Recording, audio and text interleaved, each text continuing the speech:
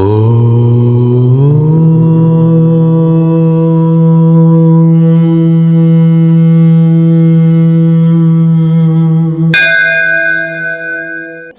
ఫ్యాకల్టీస్లోకి వెళ్ళటం అంటే ఏంటో చెప్పా. ఇప్పుడు నేను దైవాన్ని అన్నప్పుడు నేను మాత్రమే దైవం అంటే పర్సనాలిటీకి వెళ్ళినట్టు. నేను ఎంత అద్భుతమైన దైవం, అందరూ అంతే అద్భుతమైన దైవాలంటే పర్సనాలిటీకి వెళ్ళట్లా. గుర్తుపెట్టు.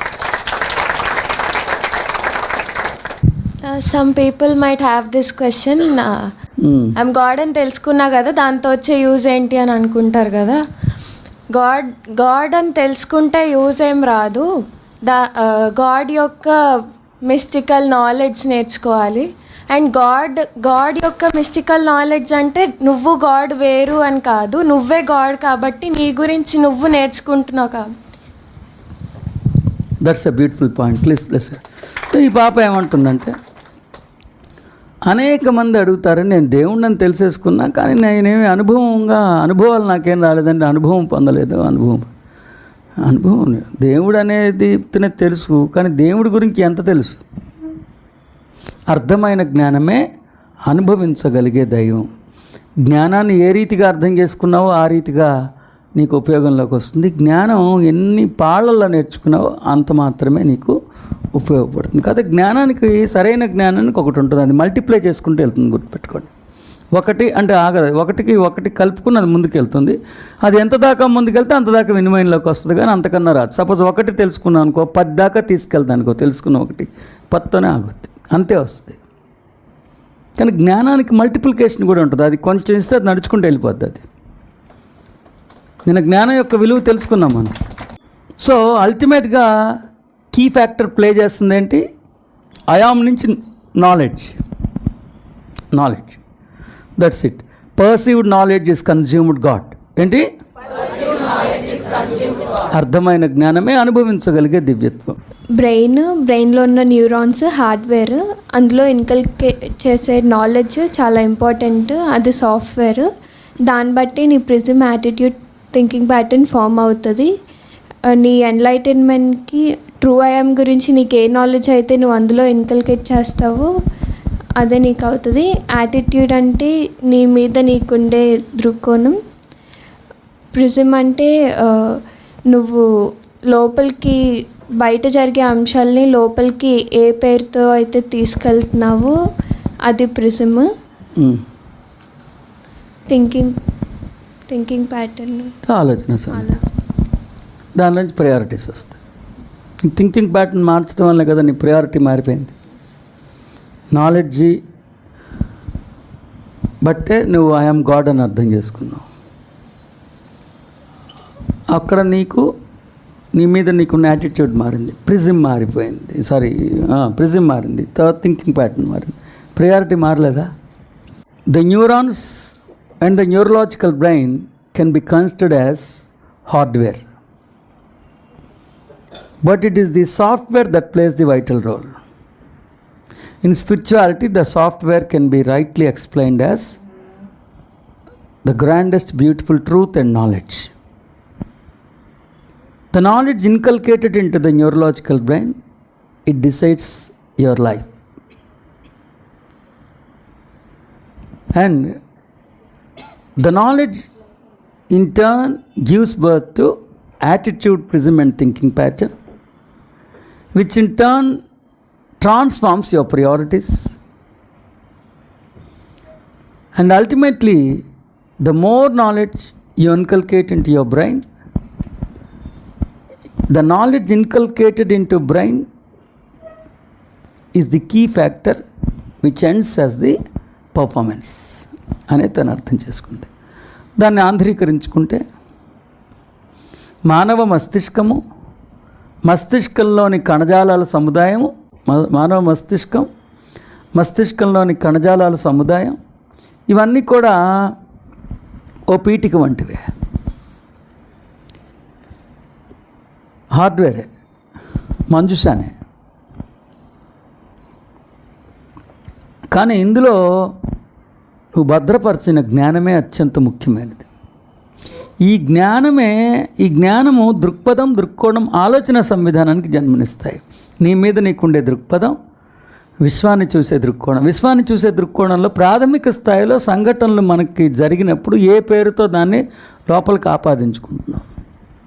ఈ కొత్త ఇంట్లోకి వచ్చిన తర్వాత మనకి బాగాలేదా, ఈ బీరువా ఇటు నుంచి అటు పెట్టిన తర్వాత బాగోలేదా, అదంతా అంటే దాన్ని ఇంకొకళ్ళు నేను గత జన్మలో ఏదో చేయటం వల్ల నాకు ఇలా అయిందా, ఇంకొకళ్ళు నేను పైన క్రియేట్ చేసుకున్న ఛాలెంజ్ ఏదో కొట్టడానికి వచ్చింది. ఒకే సంఘటన ముగ్గురికి ఉంటే 3 రకాలుగా అనుకోవచ్చుగా. ప్రిజం అన్నప్పుడు ఇంకొంచెం అర్థమయ్యేటట్టు చెప్పడానికి, ప్రిజం అన్నప్పుడు ఒక విశ్వాన్ని వీక్షించడమే కాదు, ఒక సంఘటన అనుకూలంగా జరిగినా ప్రతికూలంగా జరిగినా ఆ సంఘటనకి ఏ పేరుతో ఆపాదించుకుంటున్నాం, ఆపాదించుకోవడం అంటే ఏ పేరు పెడుతున్నావు దానికి, ప్రిజం. ఇంకోటి థింకింగ్ ప్యాటర్న్, ఆలోచన. దాని నుంచి ప్రాధాన్యతలు వస్తాయి, దానిలోంచి ప్రాధాన్యతలు వస్తాయి. ఇది వెరసి నువ్వు నేర్చుకున్న జ్ఞానం అత్యంత ముఖ్యం. ఎంత జ్ఞానం నేర్చుకున్నావు అంత వికాసం ఉంటుంది. అదే నేను చెప్పింది. That's it. నా దగ్గర నేను జ్ఞానం నేర్చుకుంటున్న వాళ్ళు నా అనుమతి లేకుండా ఒక్క శబ్దం కూడా మీ చెవుల్లోంచి లోపలికి వెళ్ళకూడదు. నా అనుమతి లేకుండా ఒక్క అంశం కూడా మీ పెదాల గడప దాటి బయటకు వెళ్ళకూడదు. ఇదే నాకు కావాల్సిన డిసిప్లిన్. ఇది కావాల్సిన డిసిప్లిన్. మనం పరమాత్మని ఫిక్స్ అయిన తర్వాత ఫిజికాలిటీలో ఎఫర్ట్స్ పెట్టినప్పుడు ఎనర్జీ ఇంకా రిజల్ట్ని పరమాత్మ నుండే ఆశించాలి.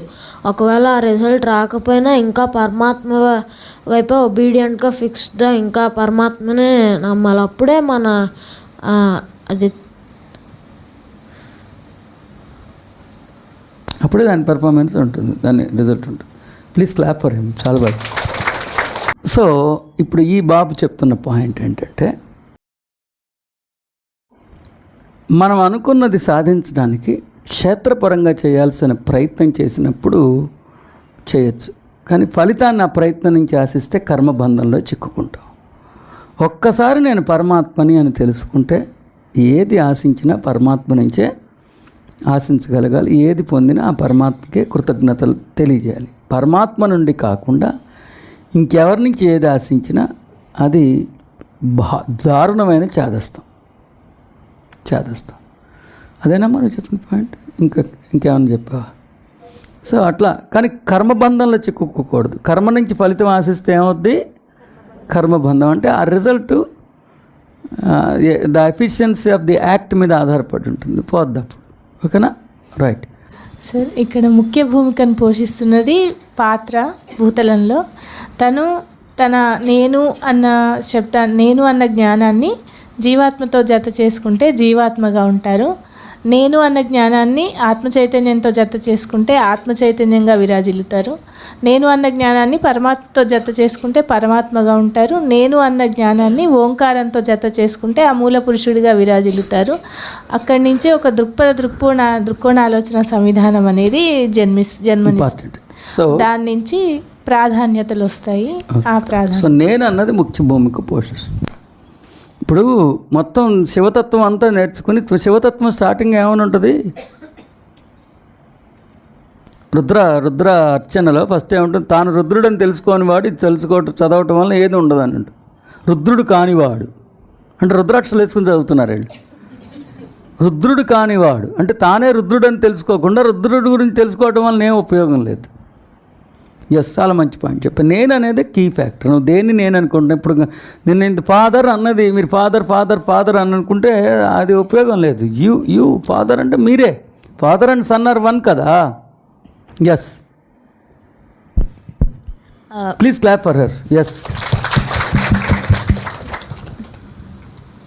మీరు చెప్పారు కదా sir, when there is an error in the thinking pattern one can not reflect as God అని. That's a beautiful point. మన థింకింగ్ ప్యాటర్న్లో పిచ్చి కొంచెమైనా అజ్ఞానంతో కూడినవి ఏమైనా అలా ఉంటే మనం గాడ్లా ఎదగలేము, రిఫ్లెక్ట్ అవ్వలేదు. The very purpose of the so-called Jivatma or the human being is to become a perfect mirror of the God within, the Christ within, especially even in the regions of first, second, third consciousness.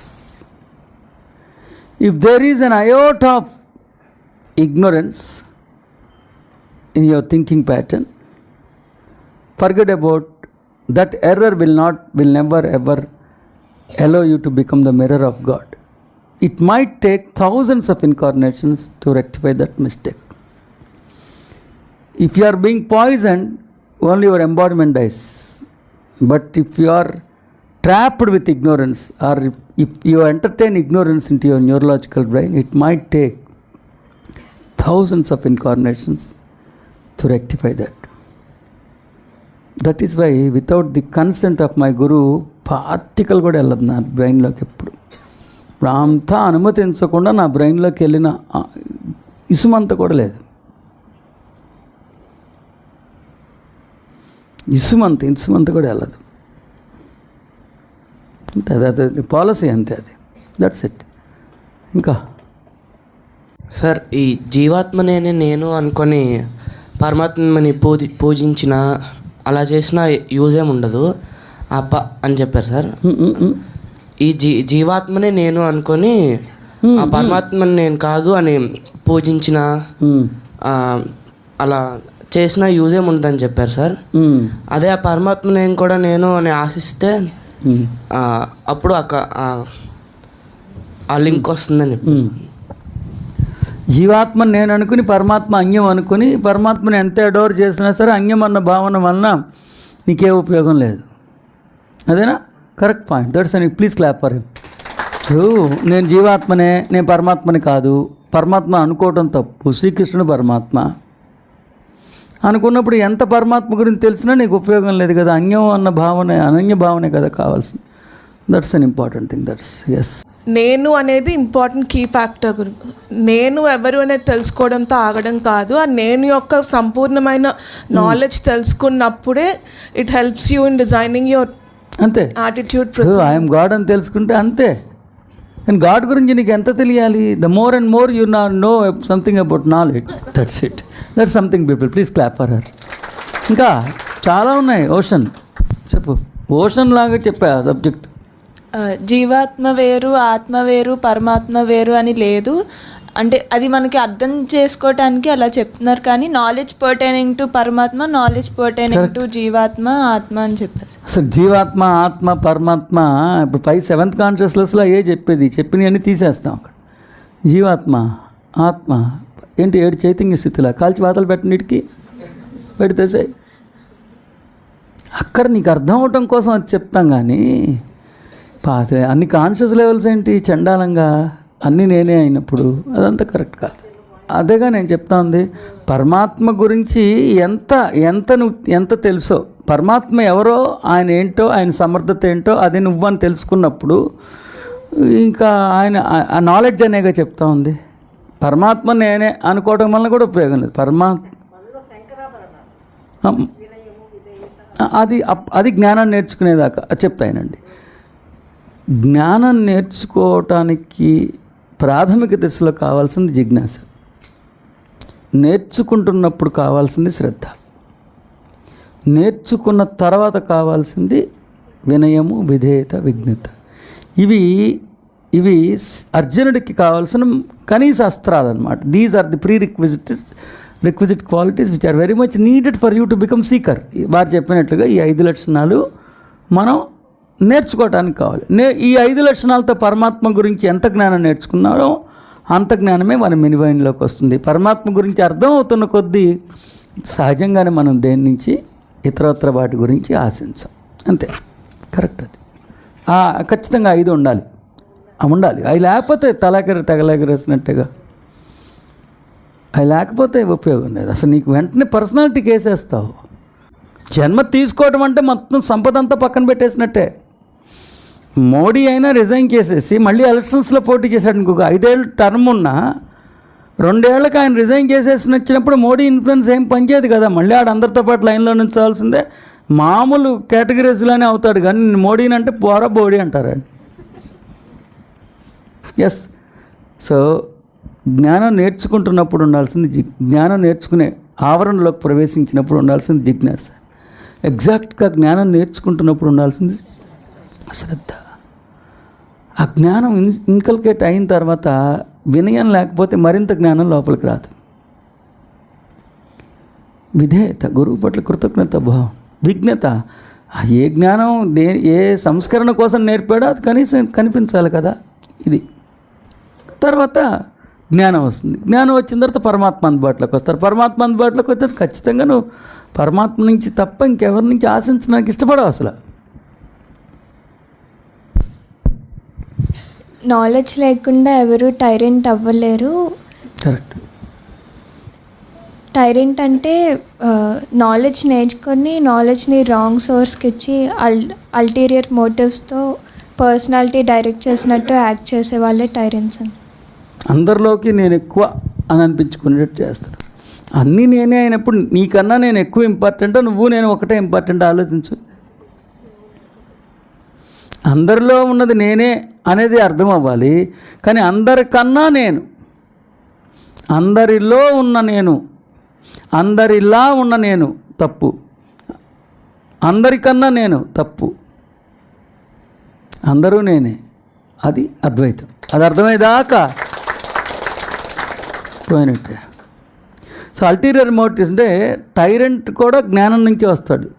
జ్ఞానం వలన పేరు వస్తుంది, విపరీతమైన పేరు వస్తుంది, డబ్బు వస్తుంది, మంచి పదాలు మాట్లాడగలిగేది వస్తుంది, కవితాత్మక ధోరణులు వస్తాయి, విజన్ బాగుంటుంది, చాలా మెచ్యూరిటీ వచ్చేస్తుంది, మిగతా వాళ్ళందరి దగ్గర నుంచి రెస్పెక్ట్ పొందొచ్చు. ఇవన్నీ తాత్కాలికమైన లబ్ధి కదా, ఇదే ఇంపార్టెంట్. సో అల్టీరియర్ అది జ్ఞానం ఇలాంటి పిచ్చివాటి కోసం నేర్చుకున్న వాళ్ళు టైరెంట్స్ అయిపోతారు. In spirituality, it plays a predominant role in the enlightenment అని చెప్పారు సార్. Yes.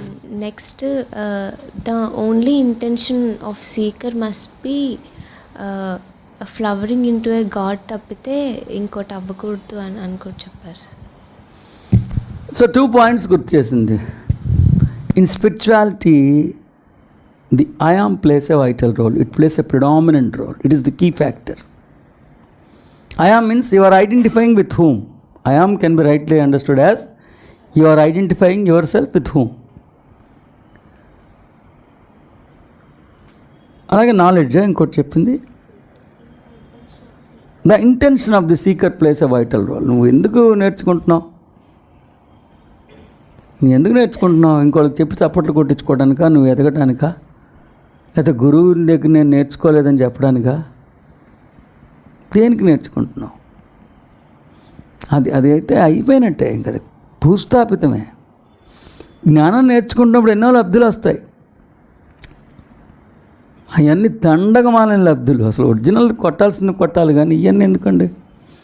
ఎస్, అయిపోయిందా? ఆల్రెడీ 3 పాయింట్స్ నేను చెప్పాలనుకునే వచ్చినాయి సార్. ఇంకొకటి చెప్తున్నాను. జ్ఞాన మార్గంలోకి ప్రవేశించిన తర్వాత ఏదైనా తండ్రి నుంచి అడగాలి. ఆ తల తండ్రి నుంచి అడగటానికి తల తెంచుకోవడానికైనా సిద్ధంగా ఉండాలి. ఒకవేళ పరిస్థితులకి లోబడి ఆ తీవ్రతకి వేరే దైవాన్ని నుంచి అది అవ్వాలని కోరుకున్న పొరపాటున అనుకున్నా అది పొరపాటు అయిపోయింది. నా తండ్రి నుంచి తప్ప నేను ఇంకా వేరే ఎవరి నుంచి అడగను అనేది నా ఇంటెన్షన్ కాదు. పదం అదైతే అయింది కానీ నా పదం అది కాదు సార్, ఏదో వచ్చేసింది అలా. Correct, that's an important thing. పరమాత్మ ఎవరో, పరమాత్మ ఎంత శక్తివంతుడో, పరమాత్మ నీ మీద ఏ అవ్యాజ్యమైన ప్రేమ కురిపిస్తున్నారో, పరమాత్మకి నీకు మధ్య ఎంత అభేదం ఉందో తెలిసినప్పుడు సజీవంగా ఉన్న తండ్రి దగ్గర నుంచి కాకుండా ఇంకెవరి నుంచి ఏది న్యాచురల్గా ఆశించాం. ఒకవేళ పరిస్థితులు తీవ్ర ఒత్తిడికి తెలియకుండా అప్రయత్నంగానే ఒక పదం డొలినా మళ్ళీ వెంటనే నా ఇంటెన్షన్ రిఫ్లెక్ట్ చేయట్లేదు సార్ ఆ వర్డ్ విత్డ్రా చేయాల్సిన అవసరం కూడా లేదు, ఎందుకంటే నా ఇంటెన్షన్ రిఫ్లెక్ట్ చేయట్లేదు. నా ఇంటెన్షన్ ఇంపార్టెంట్, నేను వాడిన వర్డ్ ఇంపార్టెంట్ కాదు అనేది అంత ఉండాలి మనకి కమిట్మెంట్. సార్, మనం జన్మలు ఎందుకు తీసుకుంటున్నామని చెప్పారు సార్. పరమాత్మని అభివ్యక్తీకరించే ఒక శాశ్వతమైన ఆలోచన సంవిధానాన్ని పొందడం కోసమే మనం జన్మలు తీసుకుంటున్నాము. అందుకే దానిలో ఏ చిన్న కలుషితం ఉన్నా అది చాలా ignorance is more dangerous than poison అని చెప్పారు సార్. నేనేం లేదు నాన్న, మనం జన్మలు ఎందుకు తీసుకుంటున్నామో చెప్పారు సార్. పరమాత్మని అభివ్యక్తీకరించే ఒక శాశ్వతమైన ఆలోచన సంవిధానాన్ని నిర్మించుకోవడం కోసమే మనం జన్మ తీసుకుంటున్నాం. Correct. Ignorance is more dangerous than poison. Poison might kill the embodiment, the embodiment dies. Your thinking pattern is safe. It is safeguarded. It is being shielded. It is being protected. But believe me, my dear friends, if you entertain ignorance,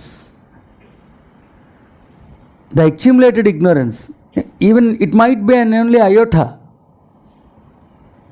that might lead you to riddle in the cycle of reincarnates. It might take lakhs of incarnations to clean that iota of ignorance.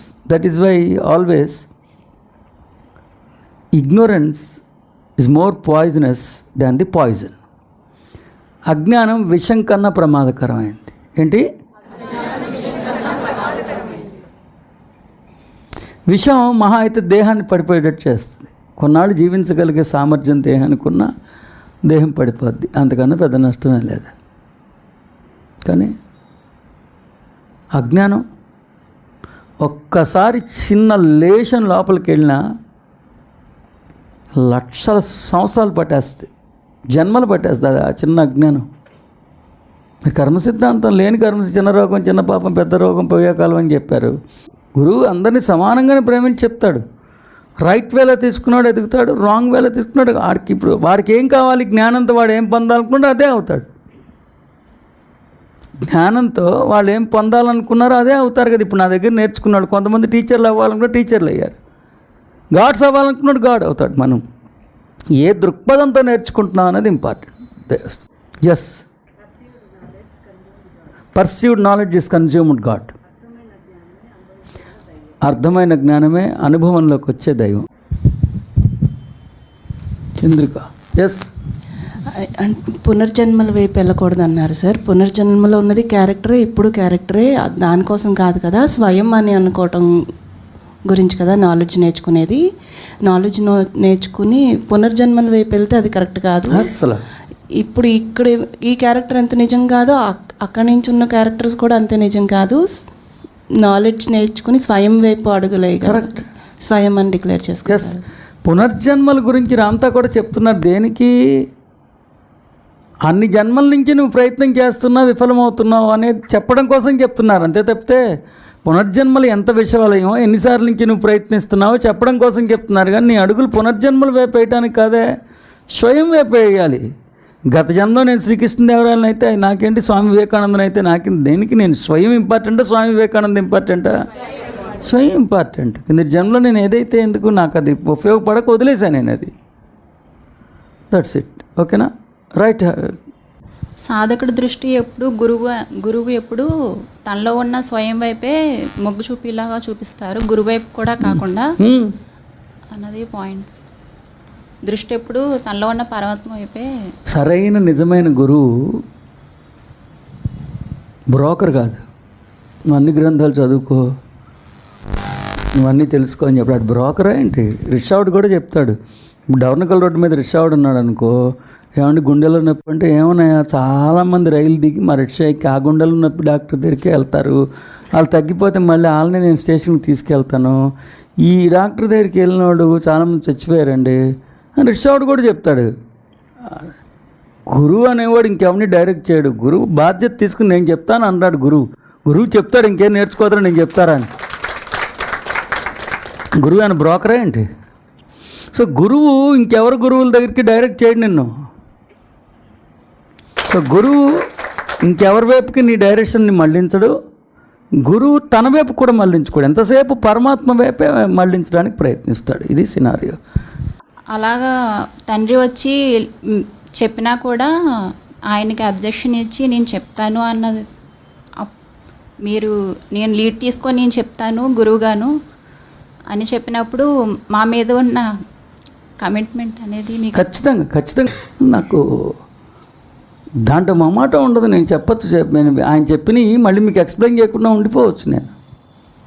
నేను ఊరుకోనాలా.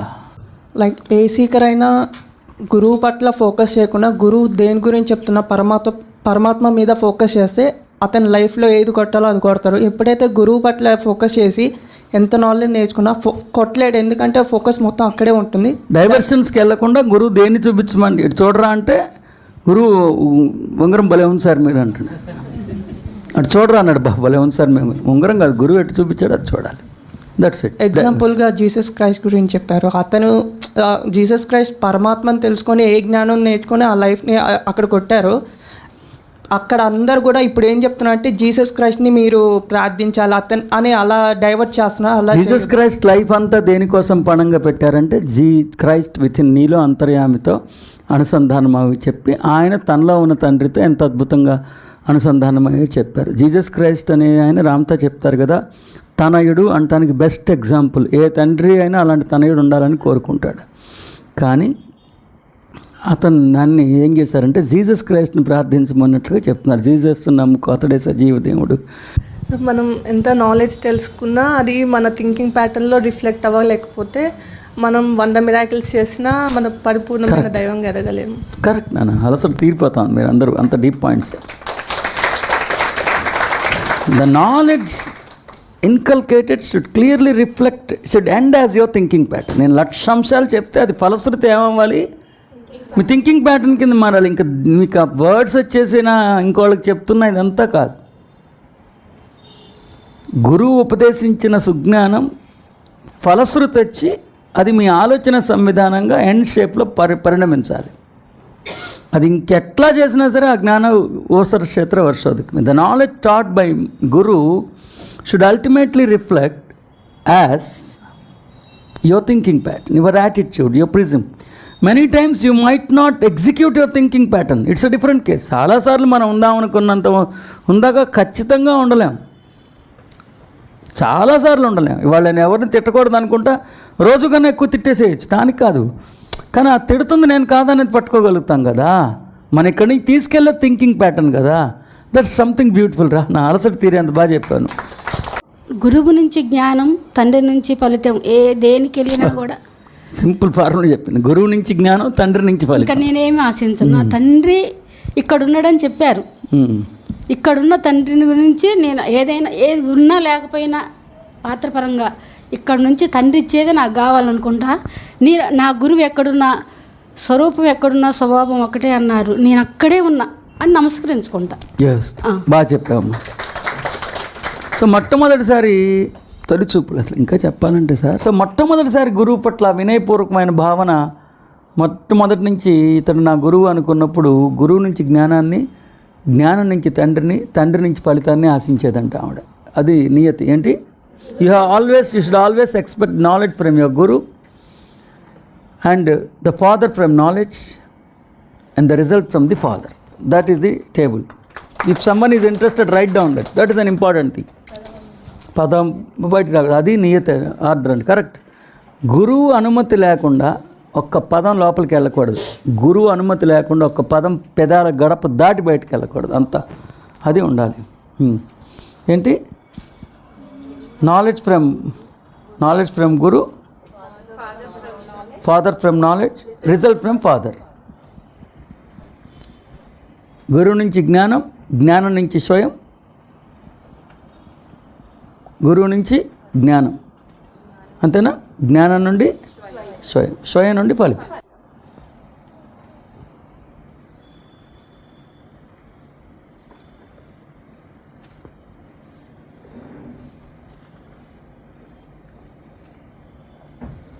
అది ఇప్పుడు introduction అయింది. చెప్తావా? చెప్పు. నేను I am God, నేను ఒక అద్భుతమైన దైవాన్ని తెలుసుకున్నాను. నాతో పాటు జీవిస్తున్న 50 మంది కూడా అంతే అద్భుతమైన దైవాలని తెలుసుకున్నాను. అనన్యభావకతని అందరిలో చూశాను. ఏంటంటే నేను ఒక అద్భుతమైన దైవాన్ని తెలుసుకున్నాను. ఈ జ్ఞానంతో పాటు నాతో పాటు జీవిస్తున్న 50 మంది కూడా అంతే అద్భుతమైన దైవాలని తెలుసుకున్నాను. అది ఏంటంటే ఆ పాయింట్, ఒక లక్షణం ఉంది, ఇది నీకు మాత్రమే ఉందని చెప్పినప్పుడు అది నీ పాత్రకి వేసేసుకున్నావు. ఈ లక్షణం ఉంటే అందరికీ ఉందనేది తెలుసుకోవాలి. ఏ శంకరాభరణం నీకు ఉందని చెప్తున్నారు, అది అందరికీ ఉందని, అది కదా ఇంపార్టెంట్. నా ఒక్కడి ఖాతాలో వేసుకుంటే అందరికన్నా నేను దూరం అయిపోయా. పర్సనాలిటీ ట్రిక్ ఇస్ అది ఎవరు చెప్పలేదు, అది ట్రిక్ ఆఫ్ ది పర్సనాలిటీ. మొత్తం సామ్రాజ్యం అంతా నీదే అయినా 4 జిల్లాలు 5 జిల్లాలు మాత్రమే నువ్వు అంటుంది. That is the trick of the personality. Not fall ఉంటుంది. నీకు ఏదైనా ఒక గొప్పతనం గురించి చెప్తే ఇదే గొప్పతనం అందరికీ ఉందనుకోవాలి, కానీ నీ ఒక్కడికే గొప్పతనం ఏంటి? రామ్తా అంత ఎంత గొప్పోడైనా ఎందుకు అందరి కోసం వస్తున్నారు? ఆయన గొప్పోడైతే ఉండొచ్చుగా. అందరూ ఆయన ఏదైతే ఉన్నారో అదే అందరూ, కాబట్టి అందరూ అది పొందాలని ఎందుకు తప్పిస్తున్నారు? ఆయన ఏ శిఖరానికి ఎంటైటిల్డో అందరూ అదే శిఖరానికి ఎంటైటిల్డ్ అని కదా ఆయన బాధ. నాకు మాత్రమే అర్హత ఉందంటే ఎందుకు రావాలి సార్ ఆయన? That's it. ఓకేనా? నువ్వు చెప్తాన్నావు కదా, చెప్దు కదా. ప్రతిసారి పాఠ్యాంశాన్ని ప్రార్థనా అంశంగా మలిచి మీరు సెషన్ స్టార్ట్ చేయడం అనేది జరుగుతుంది సార్. ఈరోజు కూడా అలానే చేశారు. ఈరోజు మొత్తం ఈ ప్రార్థనా అంశంలో నాకు ఓవరాల్గా మీరు చెప్పింది ఎలా అర్థమైందంటే సార్, శ్వేత గ్రంథంలో మనం ఏదైతే నేర్చుకుంటున్నామో అది సెపరేట్గా గాడ్ యొక్క లక్షణాలు కాదు, అవన్నీ నా లక్షణాల గురించి ప్రబోధిస్తున్నారు అన్న దాన్ని ఇన్కల్కేట్ చేస్తే రాబోయే జ్ఞానాన్ని అసలైన పర్సెప్షన్ నుంచి దర్శించగలిగే ఒక నేత్రాన్ని మీరు అందిస్తున్నట్లుగా ఇవాళ ప్రార్థన అంశం నాకు అర్థం. గాడ్ అనే దాని గురించి నేర్చుకుంటున్నాం. గాడ్ బదులు ఫాదర్ అన్నాం. ఫాదర్ అన్నా నువ్వు నేను కాదనుకుంటే ఉపయోగం లేదు. అవన్నీ నా లక్షణాలని తెలుసుకున్న వాడికే సరైన ఫలశ్రుతి దొరుకుతుంది. శ్రీరాముడు ఉపదేశించిన లక్షణాలన్నీ భగవంతుడివి. భగవంతుడు ఎవరు? తండ్రి. తండ్రి ఎవరు? నువ్వే. కాబట్టేగా నీకు చెప్తున్నాడు. తండ్రి లక్షణాలు తండ్రికి గుర్తుంటే నీకెందుకే చెప్పడం? తండ్రి లక్షణాలు తండ్రికి గుర్తుంటాయి, నీకెందుకు చెప్పాలి? That's an important point. ఇంకొకటి కూడా సార్, గురువు అన్న వాళ్ళు జ్ఞానం చెప్పగలిగే అర్హత కేవలం గురువుకే ఉంటుంది. అది గురువుకి కూడా ఇక్కడ వచ్చే లక్షణం కాదు. ఆల్రెడీ ఆ తనాన్నంతా అనుభవించిన వాళ్ళే వచ్చి ఇక్కడ టీచ్ చేయగలరు అని మీరు చెప్పిన తర్వాత సార్, ఇప్పుడు ఇక్కడ దేహ మాధ్యమంలో మీరు దేహ మాధ్యమంలో మా అందరికీ ఇలా అందుబాటులోకి రావటం అనేది ఒక పెద్ద సాహసం. అంత పనంగా పెట్టి ఇక్కడికి వచ్చారని చెప్తూ అలా ఉంటూ ఒక శిష్యుడిగా ఉండటం కూడా ఎలా అనేది మీ గుగ్గురు గారు వచ్చినప్పుడు మీరు వినయము అది మీ గ్రాండ్నెస్ ఎంత చెప్తున్నా కూడా మీరు డౌన్ టు ఎర్త్ ఉంటూ ఇదిరా ఒక శిష్యుడు గురువు వైపు ఉండగలిగే తనం అనేది కూడా నాకు ఈరోజు కనిపించింది సార్ మీరు ప్రార్థన. ఎస్, ఏం పాయింట్ అంటే గురువు అనేవారు ఇక్కడికి వచ్చి నేర్చుకో. సో గురువు ఎవరు? గురువు అనేవాడు ఆల్రెడీ జ్ఞానాన్ని అనుభూతి చెంది చెప్పటానికి దిగి వచ్చినాడు, వచ్చి నేర్చుకున్నాడు కాదు, ఆల్రెడీ పొంది వచ్చి చెప్పాలాడు, వాడు గురువు. సో గురువుతో ఎలా వ్యవహరించాలో కూడా ప్రత్యక్షంగా రామ్తా వచ్చినప్పుడు ఆయన పట్ల ఉండే వినయం, విధేయత. గురువు అందించిన జ్ఞానం అందించిన స్వయం అందించిన ఫలితం అన్న చందంగా జీవించాలన్న జ్ఞానాన్ని మీరు ప్రసాదించిన తర్వాత గురువుగారు అలా జీవిస్తున్న క్రమంలో ఒకవేళ అసురుడు జీవితం అంతా కష్టాలే, నేను నువ్వు స్వయం నుంచి ఏమడిగినా కూడా నీకు నెరవేరట్లేదు కదా, కాబట్టి అన్ని కష్టాలే ఉన్నాయి, అసలు ఒక్క సుఖం కూడా లేదు, అన్ని కష్టాలే పడుతున్నా అంటే చచ్చిపోతాను అయినా సరే పర్వాలేదు, నేను ఎవరి దగ్గర నుంచి సార్. జీసస్ క్రైస్ట్ రిజరక్షన్ అవ్వలేదు కదా, తర్వాత ఎప్పుడో లేకపోతే ఆడ ఎందుకు చచ్చిపోయాడు కదా, కానీ విశ్వాసం చావలేదు కదా ఆయనది. ఆ విశ్వాసమే కదా ఇవాళ ఆయన్ని దిశని డిసైడ్ చేసేంత స్థాయిలో నిలబెట్టింది. దట్స్ మనం తండ్రిని అడిగి అలసిపోయి ఏమి రాకుండా విఫలమైపోయిన పర్వాలా, తండ్రిని నుంచి అడగటంలో విఫలమైనప్పుడే తప్పు. తండ్రి నుంచి అడిగి అలసిపోయిన పర్వాలా,